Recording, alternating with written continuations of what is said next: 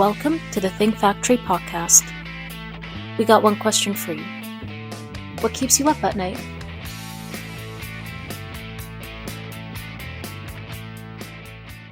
Hello and welcome to the Think Factory. My name is Susan Kleiner from OGC Solutions and I'll be the host for today's episode. Today on the Think Factory, we're joined by Dr. Judy Keen, the Executive Director of the American Society for Bone and Mineral Research, also known as ASBMR.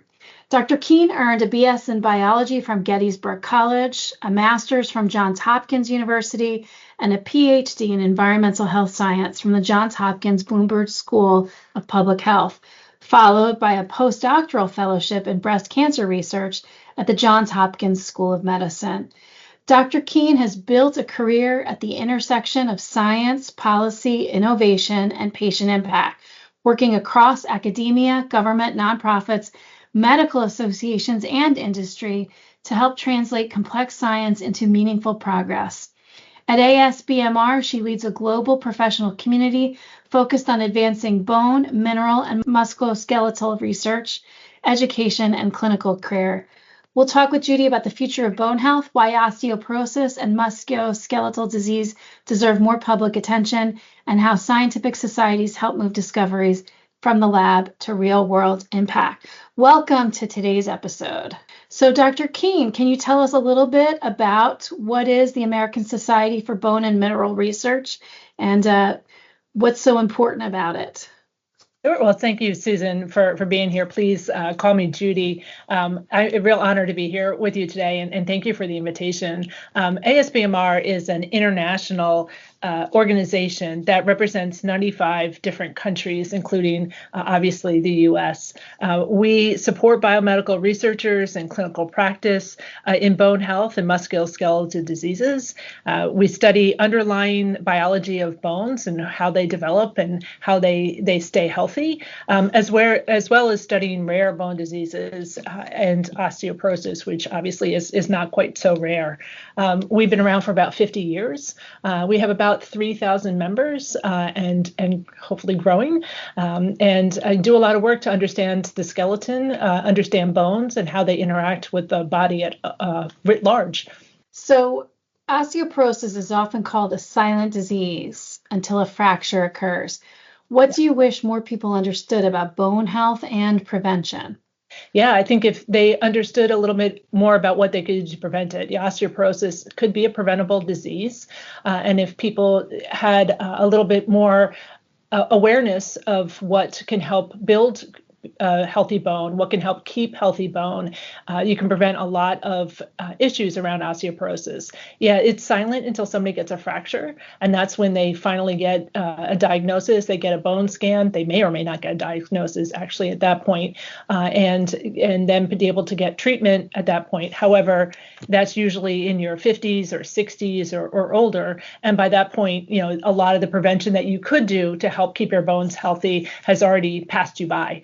Not to say that you can't do things at that point, but if you can start earlier before you actually get a fracture, you would be in much better shape and have a much longer time living a healthy and productive life. Well, tell me a little bit about the prevention. I mean, I know that your organization works with National Osteoporosis Awareness and Prevention Month and the White Sneakers campaign. Can you tell me a little bit about the message behind that effort? Sure. I mean, it's a awareness campaign to just have people pay more attention about their bone health. Talk to their doctors about it. Talk about what they can do to prevent it. Potentially, if you are at risk, get a bone scan and understand what your risk really is and what you can do about it. Understand what sort of treatment options are there if you already have osteoporosis. So really building bone is about doing exercising, making sure that you're out there doing weight-bearing exercising that actually builds bone, running, having a more active lifestyle. So is it just women? I think mostly we hear about women in osteoporosis, but does it also affect men?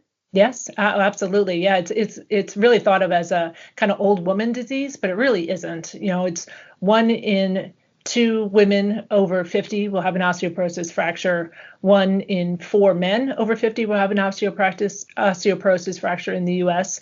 There's about 54 million Americans, both men and women, who suffer from osteoporosis. And a lot of people don't necessarily know that they have it until if they get that unfortunate first fracture that leads to other complications. So it's not just a disease in women.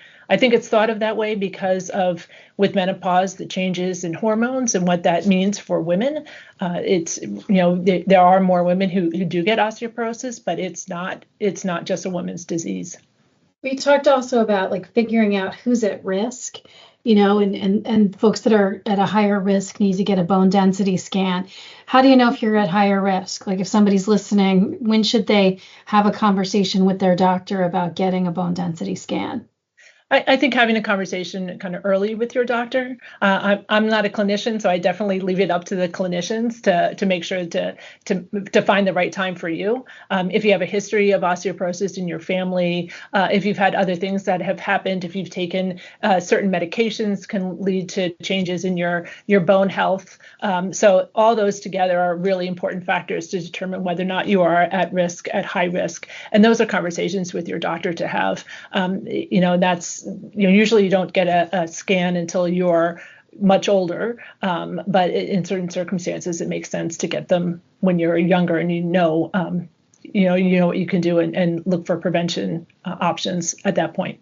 Well, I think the prevention that you're talking about is kind of good advice generally, right? More weight-bearing activities, more cardio. It would not just improve bone health; it improves your health. Oh. Yeah. So it sounds like you're in good company there. Yeah. And it's not radical. You don't have to do anything really radical in order to improve your bone health. Now, so what are the areas right now of research in your area that feel really promising to you? Oh, wow. There's a lot that we do. There's a lot that we're learning about, kind of bone health, how bones get formed, how they get reformed. Bones are a living organ, and they are constantly being reformed and maintained throughout your whole lifetime. And we do a lot of work around that. What is the underlying biology of bones? There's a lot of research that's going on by members of the association around rare bone diseases. There's a lot of emphasis and a lot of great therapies out there for rare bone diseases. And osteoporosis, actually, very recently, there has been a lot more interest and investment in osteoporosis treatment. It's been about 10 years since we've had osteoporosis treatments come to market. And now there's a lot more attention to that and investment in that. So that's actually very, very exciting. I think it's kind of how that's going to move forward, how that's going to move the field forward is going to be really, really impactful. I know that one part of that also has to do with some recent decisions by the FDA. The SABRE decision. Can you tell our audience a little bit about that? Yeah, so this is a decision which is really, really great for patients, ultimately. The SABRE decision, the FDA, there was a legislation that came out several years ago called the 21st Century Cures Act. And in that, there was an opportunity to create what are called surrogate endpoints for clinical trials. So these are, instead of waiting for an endpoint that could take 20, 30 years to happen, you can look for another type of endpoint that you could detect much earlier that will allow you to speed up clinical trials. And that's what this SABRE decision is with the FDA. This is a new surrogate endpoint for osteoporosis clinical trials. So instead of having to wait for a fracture during these clinical trials, give the drug, you have to wait for people to fracture in order to determine whether or not the drug is effective. Now measuring bone mineral density actually is the endpoint that they can read out and say whether or not the drug is effective or not.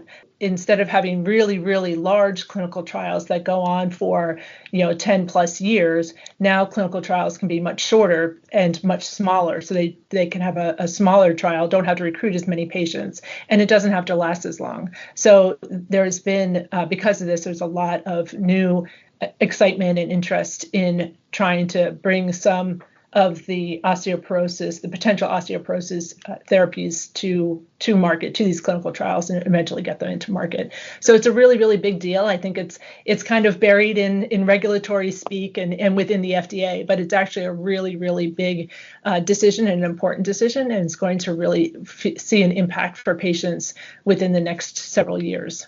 That is exciting. I'm also wondering if, and maybe it's too soon to tell, but will this regulatory decision and the ability to do research and bring a product to market earlier have an effect not just on osteoporosis, but some of these other, more rare bone diseases that your organization is also concerned about? Yeah, I mean, I think that as we learn more about kind of bones and bone fractures and repair, I think it'll impact the field largely. Yeah, it's not just, this is good news for a lot of things, not necessarily just for osteoporosis. So just turning a little bit, away from that and from the research and the advocacy that you do on behalf of your organization, I just wanted to talk a little bit. I know that your career has moved a lot through academia, government, nonprofits, medical associations, and industry.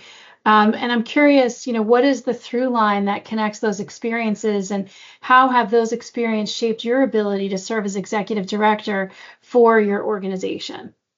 Oh, yeah. So I've moved around a bit from different aspects of science. Right. For good reason. I don't mean it's not like when you look at somebody's resume and they've moved around too much. I didn't mean to make it sound like that. No. Breadth of experience. No. I've seen the scientific field and the research field from very different perspectives, and a lot of different perspectives. And I think that's what's been really helpful. I started out as a bench scientist. I was, in the lab doing experiments and really kind of getting my hands dirty, as you would say, at the lab bench. And understanding the biology and understanding how things go together and how to actually do science. Then moved more into administration and helping kind of build scientific structure and support for other scientists and build programs. And then working in pharma and understanding how pharma sees science and how do they support science and scientists, and what is useful from the lab, what is useful for a pharmaceutical company, and vice versa. Science is an ecosystem. It's not just researchers in the lab. It's not just the pharmaceutical companies. It's everybody. It's the associations that allow for those conferences to happen so that ideas are shared and collaborations can happen between researchers, between pharma and researchers, and everybody is in that whole field. It's everybody together. And my career has kind of moved around through all those different sectors and really allowed me to get to this position where I am now as executive director and be able to lead this organization, which has been a tremendous opportunity and really just a lot of fun to do. Mm-hmm. Well, that sounds like you're the perfect fit for the job. And how is it that, your organization is providing or creating space for the type of collaboration that you were just talking about? We've had long-standing relationships with other organizations, so kind of our sister organizations in the field internationally, and with researchers. Obviously, our members are largely researchers in academic institutions, and also with pharma. And I think as the field continues to grow and things kind of change over time and advances happen, it just gives us more opportunity to meet and work with new people. What's so interesting is that it never stays the same. And the more you learn about, all these different systems, the new people that you can start to bring in and have conversations with. So, our partners, we have longstanding partners. We have new partners who are coming to the table every day, and we are very open to the conversations, because that's what drives science, is all new perspectives and bringing in new ideas. And collaboration, right? Which is interesting. Because I think that when a lot of people think of science, it is thinking about the scientist at the bench or the pharmaceutical company, but you're not thinking about the collaboration that an organization like yours is so focused on. You were just talking a little bit about innovation and technology, and I feel like I would be remiss if I didn't bring up the topic that I feel like everybody talks about these days, which is, AI tools and how that affects your organization. and the field generally of bone research? Yeah, I think AI is everywhere. And we talk about it as well. And it's a tool, right? I think kind of making sure that you're using, you are answering a problem and AI is a tool to help you answer that problem.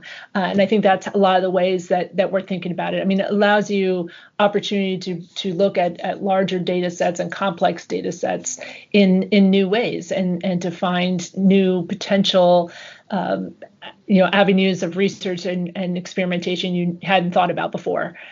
So there's a lot happening in that space. I think it changes every second, and there's always a new platform and a new thing out there. But I think it's giving people the opportunity to kind of think differently and think bigger, and really try to, how do you incorporate these tools in a way that is accurate and makes sense and allows you to find new things you hadn't seen before and explore those opportunities and those avenues in the future. Yeah, so I hear from you like an ability to embrace it as a tool, and use it as a tool, and certainly I could see where that would be helpful in your field. I know that your organization has an annual meeting, and I don't recall when it is. I'm curious if you want to tell me a little bit about the 2026 ASBMR annual meeting and what conversations or themes that you're expecting to be front and center. Oh, yes. Our meeting this year, we're very excited. It's up in Boston in October. So we're October 9th through 12th. And we have, we're finalizing the program now. There's obviously a lot of steps in putting this all together. We have a lot of focus on rare bone disease. Again, we've been doing a lot in that space in the past couple of years, a lot in osteoporosis. We're having a pitch competition, and we're going to have new companies come out and pitch, kind of like think tank style, Shark Tank style, sorry, that trying to look for new innovation and new companies and seeing if we can set up collaborations with these new companies in the entrepreneur space, which is very exciting. That's something that's new for us. We're also, we'll be in Boston, so we're going to be doing some public outreach sessions and just talk about bone health and the importance of bone and the impact of exercise and nutrition on bone. That's also an area that our scientists look at, and we'll be having some of those discussions during our annual meeting as well. So it'll be a good meeting. We'll have hopefully we'll have record numbers. We'll see. But it's shaping up really, really well. And we're really excited about what people have submitted so far. And are just kind of dotting the I's and crossing the T's at this point to get to the finish line in October. Well, thanks for talking about it, even though it sounds like it's not finalized yet. Also, Boston in October. It's a lovely time of year to head to Boston. So maybe that'll further entice people to come. Although with that and Shark Tank type pitching, it actually sounds like it'll be a lot of fun and very informative. We have a great community. It's a very nurturing community. There's a lot of mentorship that goes on, and there's always a great feeling with that. And I think that the new things that we're adding this year will just make that even stronger. So I'm very excited and very, very much looking forward to it. Well, if people are interested in learning more, what's your website? And I'm sure that there's more information about how to join and your upcoming conference there. What's your website? ASBMR.org. I could have guessed that, but thank you for sharing You never know. Yes. Yep. You never know. So so folks can take a look at that. So given, all of your experience and how you've been involved in so many different sectors of the industry and science, I'm curious, what advice would you give to your younger self? Oh, yeah, that's a hard question. I think I would, when I was in school, especially, kind of undergrad, I think I would have branched out more and taken a lot of different classes, like things that I thought were interesting, but I decided, I focused on biology and stay very science focused. I think if I could go back, I think I would, take all sorts of different classes and do all sorts of different things and explore a lot more. Maybe not even just classes, just do different things and, have a little more. I've learned plenty of science as I've gotten older. So I think I would kind of expand out what my base was in those years. I think that, I mean, that's good advice. I can also remember, and I think back even to my own kids feeling the need to be so focused and to be competitive and everything else. But very true. but expanding out, I mean, because I think that, everything, those experiences or maybe even courses in other fields or sciences, can be impactful and be useful with whatever you do. So that's some great advice. We ask every guest that appears on the Think Factory this one question. I'm going to ask you, what keeps you up at night? Oh, well, I guess there's two ways, right? You can answer this, like what keeps you up because you're really nervous about it. And I think that's kind of looking at, what's the future of science funding look like? And there's a lot of changes going on, and what impact is that going to have on the field? What I'm excited about and what wakes me up, because it's something exciting, is all the possibilities of where science, where the bone field can go, but even just science in general. Like there's been so much advancement in the past couple of years, and how much that changes outcomes for patients, which is ultimately, at the end of the day, I think that's what this is all about, is making people healthier and live longer and have a good quality of life. And there's a lot of really, really cool science out there that's now being translated into patients, and seeing the impact of that. Okay, and I said this was the last question, but I actually have one more. If people could leave, like, what is your one? If listeners remember one thing about bone health, what would it be? What's the takeaway from this? I would say that bones are really dynamic, and bones are important to overall health. That it's not just a structural frame that is inside us. It's what lets us move. It protects our organs. It works to build our immune system, because the bone marrow and the blood cells are in there. It touches so many parts and all parts of the body, and I think it's really essential to health, and we should pay attention to it. Much like you pay attention to other parts, you pay attention to your heart and you pay attention to everything else. You really should pay attention to your bones too. Good advice. Well, Judy, I want to thank you for joining the Think Factory and helping us understand why bone health is such an important part of lifelong health, and why research, advocacy, and collaboration matter so much in your field. And obviously, too, for listeners who want to learn more, check out your website at asbmr.org.